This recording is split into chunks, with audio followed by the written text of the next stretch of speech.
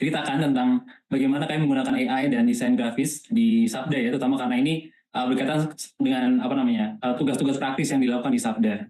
Nah, kita akan pertama desain brosur, nanti akan ada task yang kedua, tugas yang kedua yang mempunyai flow yang mirip gitu, tetapi hanya menggunakan AI generatif yang sedikit berbeda karena kebutuhan gitu ya.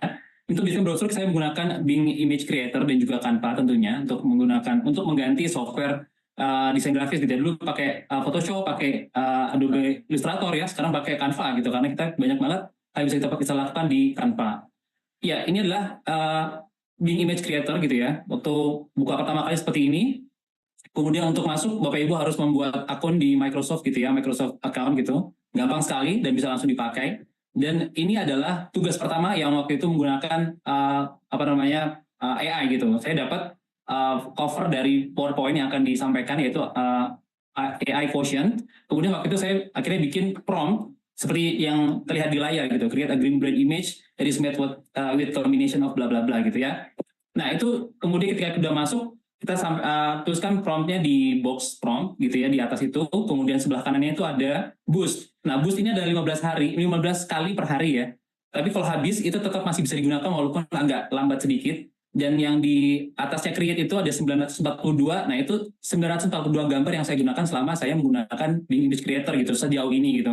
Dan itu mungkin buat orang lain mungkin kok banyak banget gitu ya. Saya pengen banget untuk menggunakan prompt-prompt yang berbeda untuk membuat gambar-gambar yang menurut saya nggak bisa atau saya sendiri nggak bisa buat gitu ya. Nah, ketika kita meng-create gambar akan ada muncul 4 atau biasanya mungkin ada 3 juga gambar-gambar yang mungkin agak sedikit sulit gitu. Tapi biasanya 4 gambar yang dimunculkan. Dan gambar-gambar ini Bapak Ibu nggak semuanya sama gitu. Tergantung dengan kebutuhan kita. Kalau Bapak Ibu lihat di atas itu saya screenshot dan saya potong-potong nih ya. Ini adalah prompt box yang saya gunakan gitu. Tadi saya nulisnya cuma minta green brain image aja gitu, tapi kemudian kok kayaknya kurang seru, warnanya cuma hijau doang gitu. Saya pengen minta ada bluish rim light di sekeliling dari gambar otaknya itu. Kemudian kok cuma 2 warna gitu. Saya akhirnya minta warna ketiga, yaitu saya minta orange ambient light gitu. Kalau Bapak Ibu perhatikan ini adalah istilah-istilah yang digunakan di ilustrasi atau di foto gitu ya. Ada rim light, ada ambient light gitu. Jadi Bapak Ibu bisa gunakan itu juga untuk membuat gambar-gambar yang mempunyai warna lebih banyak gitu, atau pakai istilah vibrant, fotorealistik dan lain sebagainya gitu. Jadi dari semua gambar ini akhirnya saya memilih satu gambar yang akhirnya akan dibuat ke dalam brosur. Dan itu bukan satu sekali klik terus dapat gitu, enggak. Ini tergantung dengan kebutuhan kita. Nah, Bapak Ibu mungkin kadang-kadang mikir gitu ya, kok bikin prompt susah amat gitu. Nah, tapi di Bing Image Creator ini kalau Bapak Ibu buka itu ada gambar-gambar, dia ada explore ideas, itu ada gambar-gambar yang sudah ada, dan ketika di hover itu akan memunculkan prompt yang digunakan oleh creator gambar itu gitu. Jadi bisa di hover terus kemudian lihat ada promptnya gitu ya, diklik aja, nanti akan muncul halaman yang tempat gambar itu dibuat gitu. Bisa di copy promptnya itu, kemudian di paste di tempat yang box tadi, kemudian di edit lah dikit-dikit supaya bisa menyerupai apa yang ingin Bapak Ibu buat gitu ya. Nah ini adalah Canva. Setelah dapat gambar dari Bing Image Creator, saya pindah ke Canva. Tools sejuta umat ya, sekarang udah mulai banyak yang pakai ini ya. Kemudian di situ ada namanya frames. Nah ini adalah action. Sebenarnya kalau saya pikir seperti di clipping mesh di Photoshop ya, tapi dia lebih simple gitu. Sekali klik dia bisa masukkan gambar situ tanpa harus kita utak-atik gitu. Nah banyak orang kira ini hanya crop gitu, tapi bukan crop. Ini dia sebenarnya menyembunyikan gambar di bawah gambar lain, bentuk lain. Jadi gambar bisa masuk ke frame itu dengan sempurna.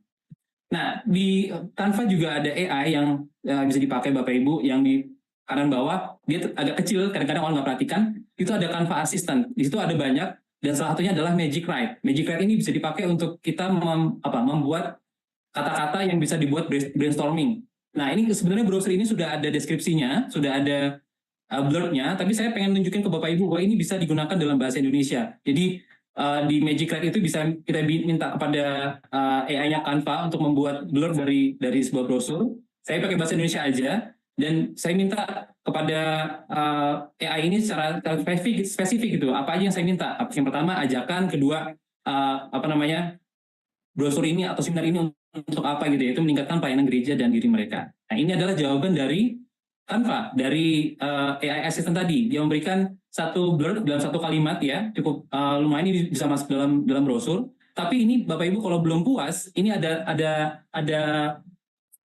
tanda panah ke kiri itu ya di ujung, itu bisa diulang lagi, bisa diganti promptnya, bisa diedit lagi, terus dimulai lagi begitu. Nah itu adalah hal-hal yang kami gunakan atau saya gunakan di dalam pembuatan brosur, terutama di brosur yang Bapak Ibu ikuti sekarang ini, seminar AI Talks dan juga Go AI. Nah kemudian juga ada desain cover modul. Ini agak sedikit berbeda dalam penggunaan AI generatifnya karena menggunakan ChatGPT-4 ya. Jadi ini menggunakan ChatGPT-4 yang bisa kita minta itu gambarnya resolusi bisa kita minta gitu. Ini minta resolusi berapa? 16,9. 16:9. Jadi resolusinya berbeda seperti tadi. Kalau tadi itu gambar itu kotak gitu ya, square. Tapi kita butuh kalau mau bikin cover modul kita pengennya yang panjang gitu, yang landscape gitu ya. Kita bisa minta kepada ChatGPT-4 untuk membuat gambar yang lebar gitu untuk bisa dimasukkan ke dalam modul gitu, ke dalam cover modulnya. Kembali ke Canva, di Canva kita punya template banyak sekali, ada banyak orang yang membuat template di situ, bisa digunakan untuk mempercepat setiap langkah kita dalam pembuatan desain grafis.